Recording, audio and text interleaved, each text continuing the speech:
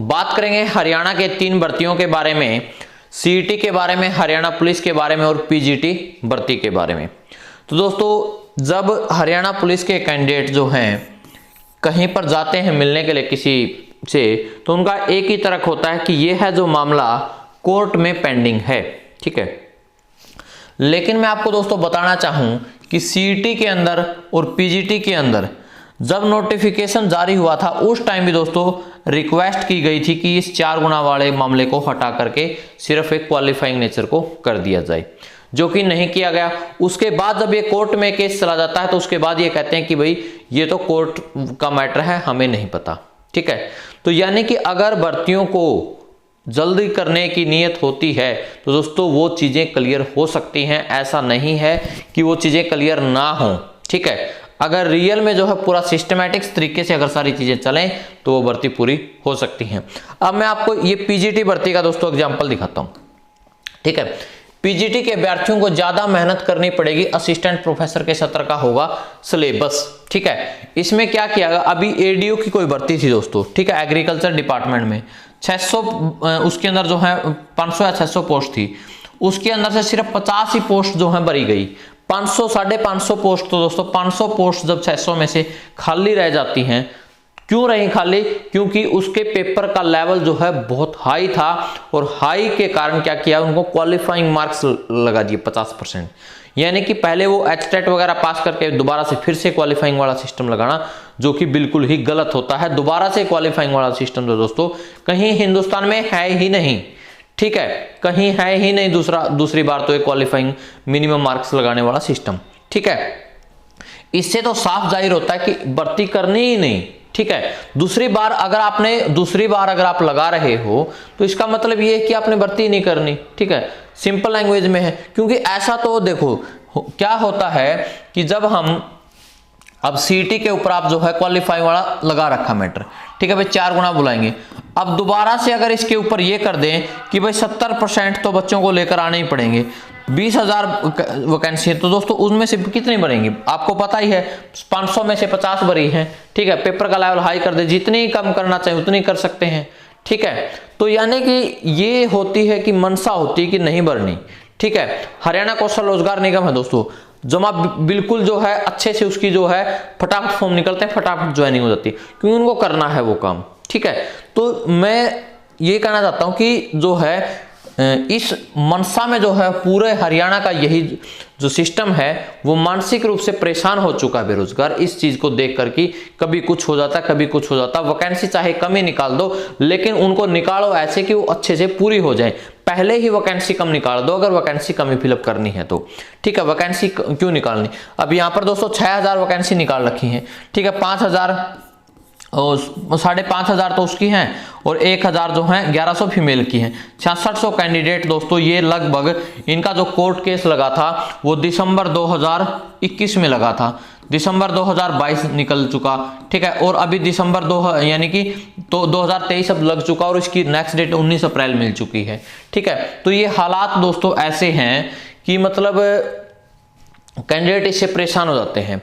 और जब दोस्तों मैं आपको सलाह देता हूं, जब मैं आपको सजेशन देता हूं कि आप लोग ऐसा कीजिए, एक छोटा सा मैं जो है उदाहरण दे रहा हूं अभी, ठीक है। हो सकता है कि कुछ कैंडिडेट को समझ में आया भी था पहले कि आपके ये जो सीईटी के फॉर्म दोस्तों 12 जनवरी 2021 को निकले थे, 12 जनवरी 2021 को ये फॉर्म निकले थे, ठीक है। तो दोस्तों मैं आपको बताऊं उसी टाइम सीजीएल 2020 के फॉर्म निकले थे, सीजीएल 2020 के फॉर्म निकले थे उसी के आसपास, ठीक है। आज इन सीजीएल 2020 की ज्वाइनिंग हो चुकी। सीजीएल 2021 के दोस्तों फॉर्म निकले थे जनवरी 2022 में, ठीक है, जनवरी 2022 में। अभी इनका रिजल्ट बिल्कुल पेंडिंग है, बस रिजल्ट, फाइनल रिजल्ट पेंडिंग है, सब कुछ हो चुका, ठीक है। फिर दोस्तों सीजीएल 2022 की अगर मैं बात करूं तो इसका भी दोस्तों प्री हो चुका, मेंस अभी मार्च 2022 के अंदर है, मार्च 2022 के अंदर है। अगली और बता देता हूं सीजीएल 2023 दोस्तों, सीजीएल 2023 जो है, सीजीएल 2023 अप्रैल में फॉर्म निकलेंगे, जून जुलाई में पेपर होगा, ठीक है, अगस्त सितंबर में, यानी कि दिसंबर तक इनका भी काम निपट जाएगा। 4 सीजीएल दोस्तों आज आ जाएंगे जब तक आपकी सीईटी की भर्ती पूरी नहीं होगी। और आप लोगों के दिमाग में क्या भरा हुआ है कि सीजीएल तो बहुत लंबा प्रोसेस होता है, आप लोगों को 4 सीजीएल जो हैं लोग क्वालिफाई कर लेंगे, आपका एक सीटी पास नहीं होगा और उसके अंदर ढेरों सारी अड़चने। अभी तो एक कोर्ट केस दोस्तों स्टार्ट हुआ है, ठीक है, अभी तो एक कोर्ट केस स्टार्ट हुआ है। हरियाणा पुलिस जैसा अगर कुछ बन गया इसके अंदर पंगा, तो दोस्तों आप लोग सोच नहीं सकते कि इसका क्या होगा, ठीक है। तो इसलिए मैं कहता हूं कि भाई अब दोस्तों सीजीएल इसके सीटी में जो है मेंस के पेपर में क्या आएगा, एसएससी का पैटर्न आएगा, ठीक है, जीके रीजनिंग इंग्लिश मैथ आएगा, नॉर्मल सी बात है। तो ये आएगा तो क्यों ना आप इसी की तैयारी करें, क्योंकि कम से कम आपकी इन चीजों की तैयारी होने के साथ जो आप इन चीजों की तैयारी कर लेंगे तो सीटी की तो ऑटोमेटिक हो जाएगी, ठीक है। तो 4 सीजीएल दोस्तों कैंडिडेट ने पास कर लिए हैं मेरे देखते हुए, कि जो कैंडिडेट यही सोचकर कि मुझे तो हरियाणा में नौकरी लगना, सीजीएल के थ्रू भी दोस्तों आप हरियाणा में नौकरी लग सकते हो, ठीक है। ऐसा नहीं कि सीजीएल में सिर्फ आप तमिलनाडु और मुंबई ही आपको नौकरी मिलेगी, ऐसा बिल्कुल नहीं है, ठीक है। अगर आप मार्क्स लेके आते हैं ठीक ठाक तो आपको जो हरियाणा के अंदर भी नौकरी मिलेगी, ठीक है, बड़े बड़े शहरों में भी नौकरी है, ठीक है, सभी छोटे शहरों में भी नौकरियां होती हैं। तो यानी कि इन चीज़ों को थोड़ा सा सोचने की आपकी अक्षमता होनी चाहिए। अब आप जैसे मैक्सिमम कैंडिडेट ग्रेजुएट हो गए हैं, अपने मेंटल लेवल को जो है बढ़ाना है, ठीक है। दूसरी बात क्या करना है कि अगर आप दूसरी चीज़ क्या कैंडिडेट के साथ हुई है कि वो पढ़ तो रहे नहीं है, ठीक है, स्टडी तो वो कर नहीं रहे हैं और क्या करते हैं रहते हैं कि क्वालिफाई नेचर हो जाए, ठीक है, कि क्वालिफाई को नेचर बना दिया जाए, ठीक है, और वो दोस्तों इसी चक्कर में क्या कर रहे हैं, पढ़ नहीं रहे हैं। तो दोस्तों ये बिल्कुल आप गलत कर रहे हैं, किसी का कुछ भी नहीं जाएगा, किसी का भी कुछ नहीं जाएगा, सिर्फ और सिर्फ जो आपको फर्क पड़ेगा वो आपको पड़ेगा और आपके परिवार को पड़ेगा।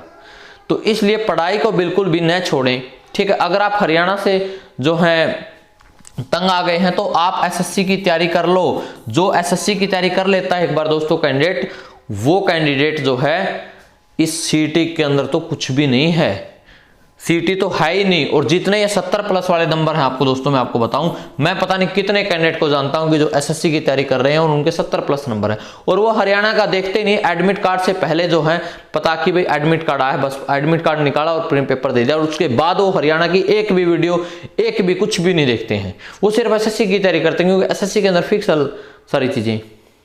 तो इसलिए अपने मेंटल पावर को सोचकर कि हाँ मुझे ऐसे करना है। और दूसरी बात यह है कि सीटी के अंदर जो पोस्टें हैं उससे तो लाख गुना जो है अच्छी पोस्टें उसके अंदर हैं, ठीक है। एक्साइज इंस्पेक्टर है, इनकम टैक्स इंस्पेक्टर है, डिविजनल अकाउंटेंट है, जो कि सीटी में भी 1-2 डिविजनल अकाउंटेंट और टैक्सेशन इंस्पेक्टर 2 ही पोस्ट हैं, ठीक है। और भी उसके अंदर ऑडिटर है, जबरदस्त पोस्टें हैं, ठीक है। तो एक बार इन चीज़ों पे सोचना और अपना टाइम वेस्ट बिल्कुल नहीं करना। और भाई हम तो यही कह रहे हैं, जैसे इनको कम से कम जो इन्होंने एचटेट वगैरह पास कर रखा है, ये फाइन आर्ट वाले हैं, ठीक है, ये आप देखें दोस्तों इनकी जो है वैकेंसी क्वालिफाइंग फाइन आर्ट की 580 पदों के लिए है, ठीक है। तो और मुकाबले फाइन आर्ट 400। देखो इसमें एक और जबरदस्त बात क्या है कि एचटेट पास है ना 400 और वैकेंसी 580 है, तो ये तो सारे के सारे लग जाएंगे। इनको ये लगा कि भाई तो 400 ही बच्चे एचटेट पास हैं तो सारे के सारे लग जाएंगे, तो इनको जो 50% का क्राइटेरिया कर दो। अभी मतलब 580 तो अभी भी नहीं भरेंगे, अगर ये क्वालिफाई ना करेंगे ना तब भी नहीं भरेंगे क्योंकि वो कैंडिडेट ही नहीं है पास। तो इसलिए इन चीज़ों पर हम क्या कर सकते हैं, हरियाणा गवर्नमेंट ने अपने रूल बना रखे हैं, ठीक है। अपने जहाँ पर जैसे भूमिका होती है कैंडिडेट की वहाँ पर निभानी भी चाहिए, ठीक है। लेकिन हर टाइम अगर आप उसी के बारे में सोचते हैं वो गलत हो जाता है, ठीक है। जहाँ पर आपको जाना है, आना है, कोई ट्विटर कैंपेन है, कोई कुछ भी है, वहाँ पर अपना साथ दो, सहयोग दो, ठीक है। लेकिन हर टाइम एक चीज़ के पीछे पड़ना वो दोस्तों गलत हो जाएगा। तो दोस्तों बस मैंने आपको यही एक सलाह सूचना देनी थी कि भाई आप लोग थोड़ा सा अपने माइंड को जो है बड़ा करके सोच करके मेंटल पावर को बढ़ाना है अपनी, ठीक है। तो इस वीडियो में इतना ही दोस्तों, थैंक यू।